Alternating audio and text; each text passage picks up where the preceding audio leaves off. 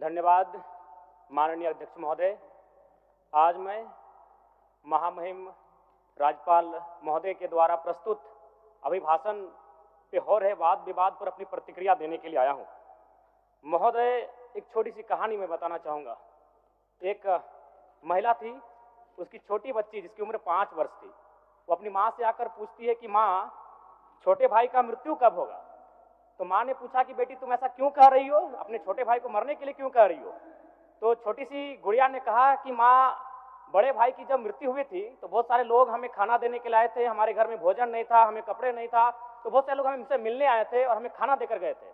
और मैं चाहती हूँ कि छोटा भाई भी अगर मर जाएगा तो शायद बहुत सारे लोग आएंगे, हमें भोजन देंगे, हमें खाना देंगे, हमें कपड़े देंगे, क्योंकि हम 4-5 दिनों से भूखे हैं।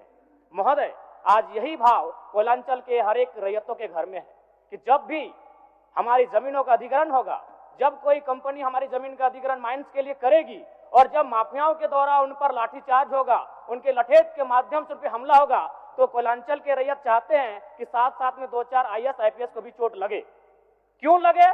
न विगत कुछ दिन पहले बागमारा में एक घटना घटी थी, हिलटॉप कंपनी का मामला था, DSP महोदय घायल हुए थे। सरकार ने वीडियो कॉल से बात किया था, सरकार ने उस मामले को संज्ञान में लिया था, लेकिन ठीक उसके कुछ दिन बाद सिंदरी के सुरंगा में फिर एक घटना घटती है। इस बार महिलाओं को सड़क पे दौड़ा दौड़ा कर पीटा गया, उनकी साड़ियों को फाड़ा गया, उनके कान की बालियों को नोच कर छीन लिया गया, लेकिन न FIR होता है, न कार्रवाई होती है। महोदय, इसी प्रकार से आज एक मामला संज्ञान में आया है। मैं सदन को सचेत करना चाहूंगा, ये मामला मांडू का है। महोदय, मांडू के प्रभावित गांव बसंतपुर, पचड़ा, कोतरे, बालमहुआ, हुरदाग, रहवान, पचमो, इचाकडी, बरगैया, ठोठाटा, लइयो, दनिया, यहाँ एक कंपनी है। उस कंपनी का नाम है पावर मेक लिमिटेड और उसकी सहयोगी कंपनी अमर इंडिया लिमिटेड।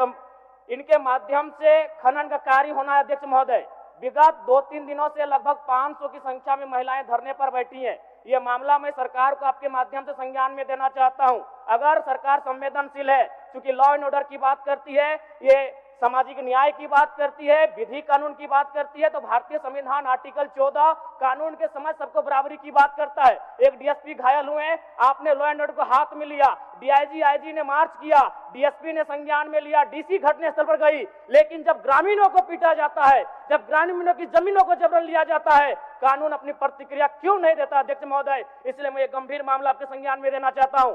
महोदय, भारतीय संविधान आर्टिकल 301 कहता है, क्योंकि इससे पहले जो जमीन का मामला था वो हमारा मौलिक अधिकार था, लेकिन संशोधन करते हुए 300A में डाला गया है। वर्तमान वो हमारा मौलिक अधिकार न होकर संवैधानिक अधिकार है। अध्यक्ष महोदय, और वो क्लाउज कहता है कि जिसके पास भूमि नहीं है सरकार उसे भूमि आवंटित करेगी, लेकिन यहाँ दुर्भाग्य इस राज्य का कि जिनकी भूमि है सदियों से, हजारों वर्षों से वो भूमि पर वो जोत तोड़ करते हैं, और आज लगता है कि ब्रिटानिया हुकूमत बरकरार है, ईस्ट इंडिया कंपनी का शासन इस राज्य में बरकरार है। आज इसी प्रशासन के जोर पर आज उनकी जमीनों का जबरन अधिग्रहण किया जाता है। मांडू का मामला को संज्ञान में लीजिए, सुरंगा का मामला संज्ञान में लीजिए, भौरा का मामला संज्ञान में लीजिए। अध्यक्ष महोदय, क्योंकि रोज रोज आपके DSP घायल होने का इंतजार मत कीजिए। विधि के समक्ष अगर सब बराबर हैं तो रैयतों को भी जान जाती है, रैयतों को भी चोट लगता है। इस मामले को संज्ञान में लेंगे। महोदय, मैं आगे कहना चाहूंगा, अभी वरिष्ठ नेता ने कहा लॉ एंड ऑर्डर, मैं मानता हूं कि लॉ एंड ऑर्डर आपका है, लेकिन कहां है अध्यक्ष महोदय?